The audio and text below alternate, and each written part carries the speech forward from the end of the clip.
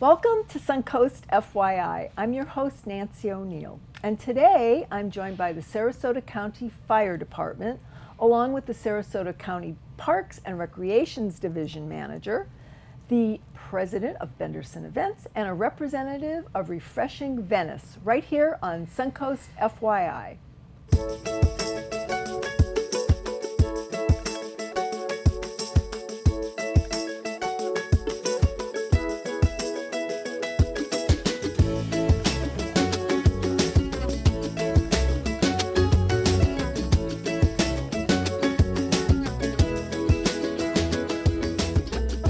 Joining us today is Sarasota County Fire Department Mitigation Officer Jay Bailey and Parks and Recreations Division Manager Tony Clemens to discuss the benefits of prescribed burning in Sarasota County.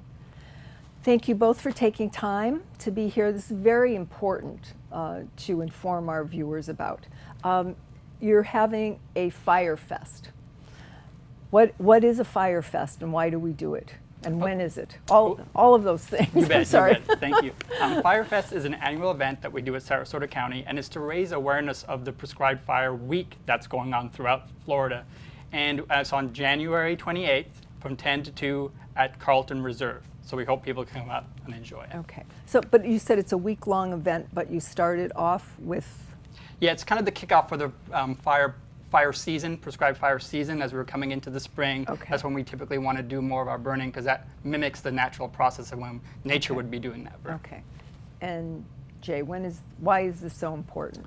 Well, Firefest is a great event. It's an important event for the public to come out and see why we burn and why we do prescribed burning and why fire management is so important. You get a chance to see all the equipment that we use and some of the techniques we use to implement fire into the natural ecosystem. Okay. Now, to continue along those lines, what is prescribed burning? Well, prescribed burning is a technique that we use to manage wildfires. So we use it for several different reasons. The two main reasons we use it here in Sarasota County is one for wildfire mitigation, and that's to limit the response we get from wildfires. Okay. So we're trying to eliminate a lot of the hazards that we have from natural fires. And the other reason we do it is for ecological reasons. And I think Tony can speak a little bit more to that, but we do try to mimic the natural fires that we do get in this part of Florida. Okay. And how do you determine where this takes place? Is it countywide all of the time from year to year, or are there more areas that are prone to necessitating this? Right, we have about 50,000 acres that we manage within Sarasota County, and about 30,000 of those are what we call fire dependent. That means we need to apply fire to them in order for them to stay healthy, just like Jay had mentioned, and also to mitigate any wildfire hazards that could impact our communities. Okay, and so how does the prescribed burning further help our ecosystem and the habitats for our little critters that live here? Well, that's a great question. So one of the ways it does that, if you think about Florida is the lightning capital of North America. So lightning fires have been going exactly. Lightning fires have been going across this habitat for thousands and thousands of years. All the plants and animals, all the native ones, have learned to adapt and actually need that fire in order to survive. So what we're doing is just mimicking that natural process by what we're calling a prescribed fire, and we're doing it under conditions that we can manage more appropriately. Okay. And along those lines, how do you protect the animals when you're doing these prescribed burnings? So one of the ways is these native animals, again, for thousands of years, have lived with this fire regime. So like the gopher tortoises have a gopher burrow. They go down into that burrow, and a lot of other creatures will go down into them also. A lot of animals will flee, and we conduct the fire in a way that always allows an escape route for that wildlife to leave that area. Okay. Now, when you're preparing for this, obviously you're going to have your event, and tell us again when that is. It's January 28th. And it's going to be? It's from 10 to 2 at the Carlton Reserve, which is 1600 maybe Carlton Parkway in Venice. All right. And at that time, what will take place? What will you tell your attendees where and when to expect you over the course of the week? So for that particular day, what we'll be doing, we'll have lots of fun activities for the kids. Okay. We're actually going to do two fire burns. So we're going to have small areas, and we're going to go through the process of how we do a conduct a prescribed fire. We're going to have a lot of the tools and equipment that we use. We're going to have lots of fun activities for the kids to do, marshmallow roasting, obstacle courses, hay rides. So there's a lot to do at this activity. So we really expect a lot of people to come out and enjoy it. Awesome, awesome. So is there a map on your website where people can go to find out when you'll be doing burning in different areas? So we don't necessarily have a map that people can see. We plan on burning about 10,000 acres each year. Okay. Various locations in Sarasota County on county preserves. We burn, last year, for instance, we burned on, I think, 12 different locations. In addition to us burning, there's also other agencies burning. There's the state parks that do burns fairly regularly. There's also private landowners, the ranches, they burn all the time. So a lot of times if you see a smoke column out east or somewhere within the county, it may, not necessarily us, it's likely a rancher or another agency as well. Okay. So burning is something that happens all across the state. Yesterday, just for an example, there was, I think, 6 or 7 in this area that people that were burning. Okay. I was just personally curious because it's like, obviously if you see smoke, do you call the fire department or do you know it's a prescribed If there's a concern, it's always fine to call fire department Sure. or call 911 and just to make sure. Yep. If it's not, if it is in fact a prescribed burn, then They'll let you know. they'll get turned around. But we do try to post it to the neighbors and let them know that we're burning in that area. We send out Facebook messages and social media messages to let residents know that we are burning that day on any particular day. So people can keep an eye out on that. If they follow the Sarasota County Emergency Services Facebook page, they can kind of see if we are in fact burning that day. So there is methods to understand it. Great. Thank you. Thank you for doing what you're doing. And now I'll know those things. Thank you. You're welcome. Coming up, Stephen Rodriguez, president of Nathan Benderson Park Conservancy. So please stay tuned.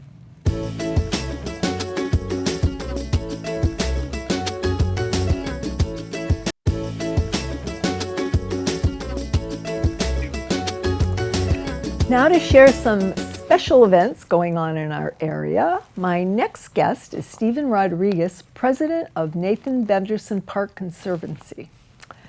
I am so pleased that you took the time out, seriously. No, thank you for having us. We talked about it earlier, you have so much going on. I don't know how you keep track of it all, but we're going to start. We want to tell our viewers about the rowing activities you have. I mean, Benderson Park is a mecca for rowers. It is. And you have events going on spring and summer, so can we start with those, please? Yeah, no, absolutely. So before we get into regatta event season, right, one important aspect of rowing at the park is we're also a training facility. So right now, for example, we have Harvard is their training for this week, and they come back several times. Wow. So between now and March, we have about 33 plus teams that come down, some of them for multiple trips, and they're getting ready for their regatta seasons. Okay. And then for us, our regatta season starts in February, and we have 2 races in there, Sarasota Invitational and American Youth Cup. And then we go into April, which is a very busy time where we have Florida Intercollegiate Rowing Association State Championships, the Big Ten Invitational, and then we have 2 Florida Scholastic Rowing Association Championships. You know, so and then we carry through into club season with our Youth Nationals or U.S. Rowing Youth Nationals in June.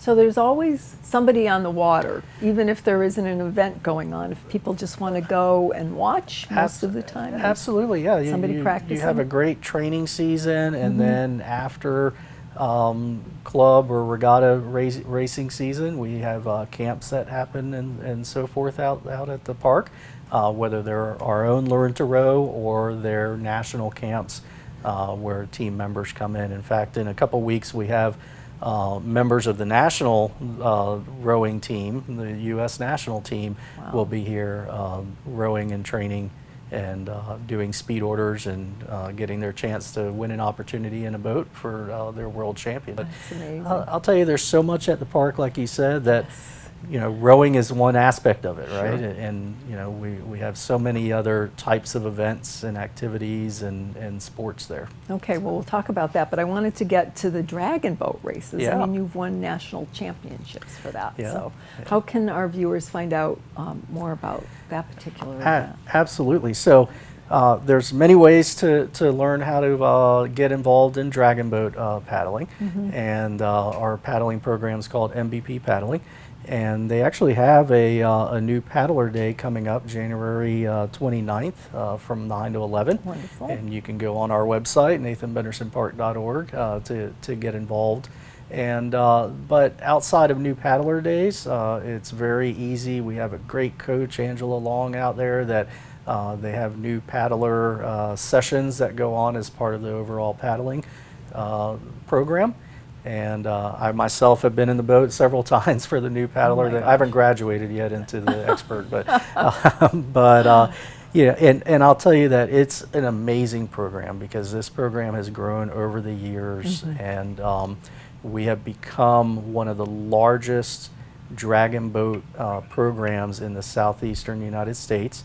And not only have we taken home national championship titles, but this past year we took home 6 gold medals in the world championships. Wow. So, Well, congratulations. I didn't realize that. Thank you. All Yeah. those accolades. That's We're amazing. world champions. Wow. And right here in Sarasota. Right It's here in wonderful. Sarasota, yeah. And thanks to you. Well, and your vision. Thank you for all the hard work of coaches out there and the people that are actually out there paddling. They're the ones doing the work. Okay. So to move on, you mentioned other events or opportunities, programs that you have. It's a new year. People make resolutions to do different types of things, to get in shape. What does the park offer for other folks? Absolutely. So when you look at day to day at the park, and the park is a community park ultimately. So when you come out, you'll see people that are walking or pushing their strollers or running, jogging, rollerblading. I even saw somebody the other day joggling. I don't know if you're familiar with joggling, No. that's when you're juggling and jogging my at the same time. gosh. Yeah.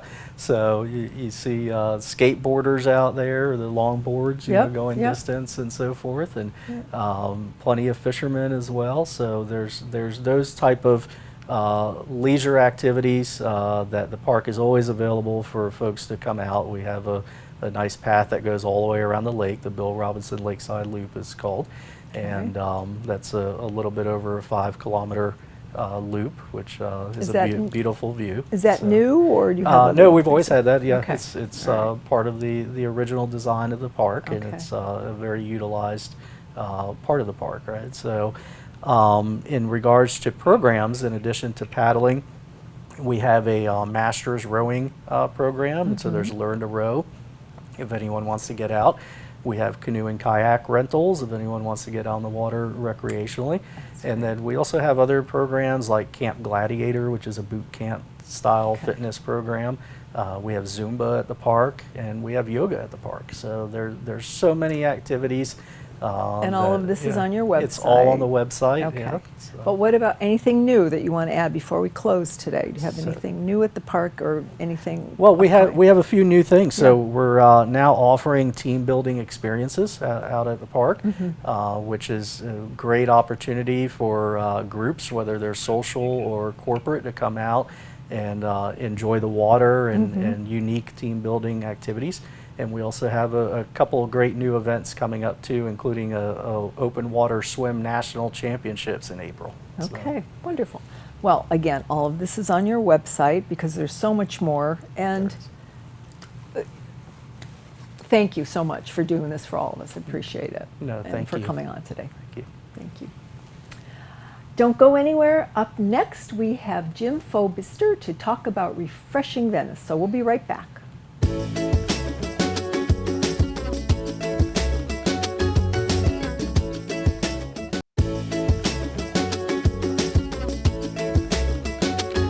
Here to talk about helping others in our community, I'm honored to sit down with Jim Fobister, Sr., a representative from the initiative to Refresh Venice.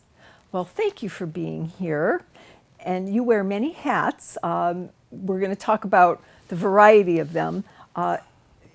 The initiative that you're running is called Making a Difference Daily, and it was started in 2023. Did you start it? Yes, actually, Did Nancy, you? thank you for having me. Oh, you're welcome. Yes, yes. Mayor Hollick at the time in 2013, we sat down and I asked the mayor how we could help, because at that point in time we had 12 churches working together and had done a lot of food pantries and rebuilding things. And what were you doing at that point when you went to them?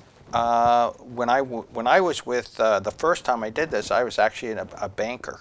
Okay. I was working with Fifth Third Bank, and Okay. I hadn't quite moved over into where I am now, Tri-County Air, as the chaplain. My wife and I are chaplains for Tri-County Air Conditioning, and Serve Florida is the nonprofit arm of the air conditioning company. And so we got together with Mr. Hollick, and we started to refresh the parks, mainly for visitors, but also for safety. When you think about the children playing in the mulch, Oh, gosh. yeah, we'll lay probably 40,000 pounds of mulch in the 27 parks we refurbished. That's a lot of mulch, and That's we a have lot of parks. That's a lot of parks. We have four. We've been blessed. Our big year was 600 volunteers, and 2023 we'll see. This is because of the hurricane. It's all.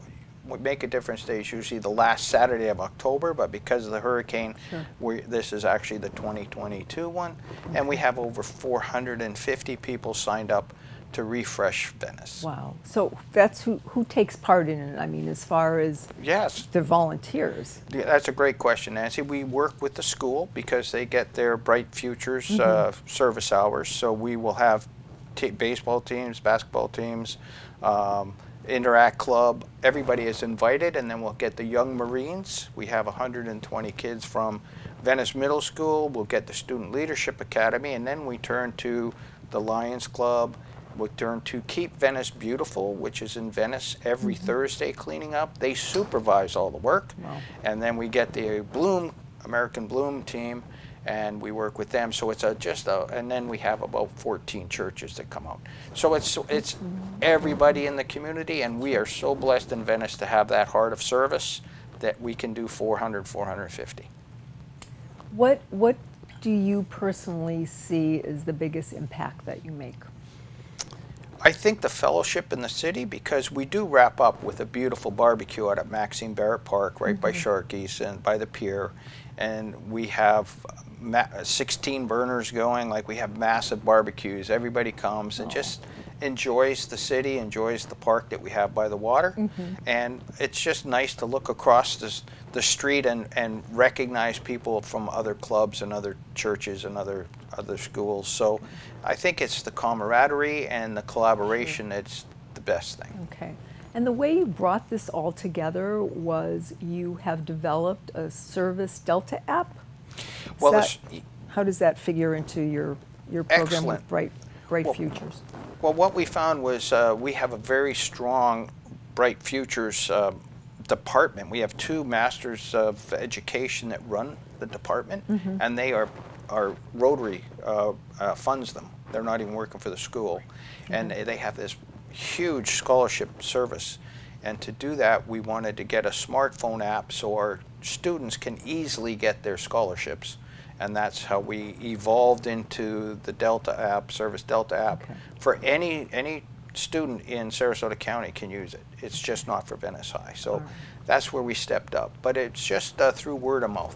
Word of Okay. mouth. And you had mentioned earlier when we were talking how people in need, how you help people in need, how can they contact you for different services that you provide? Yeah, thank you, Nancy. Yes, it's togetherwecan.life is the new initiative that actually will take individual needs, and they send it in on a form, and then our review team gets the email, and then we look at a directory. We have a proprietary directory with 300 different agencies and churches in the 3-county area, and then we find that need. If you're a nonprofit and you have an event and you need manpower, you also send it to us. Okay, well, good. I just wanted to touch on that a bit. Now, Going back to the parks, you brought a map with us, with you, and a T-shirt. What are those? What are those about? Well, We're- the first we thing skip is, around here. yeah, with Venice, we actually have 39 parks and all the beaches. In Venice? In Venice. Just this in is Venice. This is just the city of Venice. This is just the city of Venice. So Wow. that's where I was surprised. They're beautiful parks. Ricky Simpson and Skip Pettit head up the department, and they preset all the thousands of pounds and rakes and everything. They preset everything for the volunteers, including gloves and water. So, and then all our volunteers, thanks to Mr. Lavallee, our city manager, we get a nice T-shirt, and Aw. everybody gets a T-shirt with the City of Venice and That's Serve lovely. Florida. So it's been a That's wonderful. lovely. You'll see these all over town by after our I 9th year. bet. Oh There's my a lot of gosh. people that wear it, so Thank you. it's nice from the city. Thank you. Well, before we wrap up, what's the next phase of making a difference daily? Yeah, Make a Difference Day will actually take us into this movement in South County after the hurricane. We got inundated with need requests, and we were able to meet some of them, most of them, when we learned about all the help coming from out of state. So we're going to continue that effort to help everyone by joining together with Inglewood and Northport and Venice Wonderful. under togetherwecan.life. Okay, so that is the website that our viewers should go to for more information. If they need any help, or if they want to volunteer, if they want to find a nonprofit to serve, we are actually just a directory. The volunteers that sign up on the website, we Yep. don't get them, we share them. Oh, that's wonderful. So the website one more time. togetherwecan.life. Awesome. Thank you, and thank you for all the service that you do throughout all of our communities. It's a 'Cause pleasure it to be here, Nancy. benefits Thank you all so of us. much. You're Yes, welcome. thank you so much. Thank you. We hope you enjoyed the show today, and thank you for joining us on Suncoast FYI.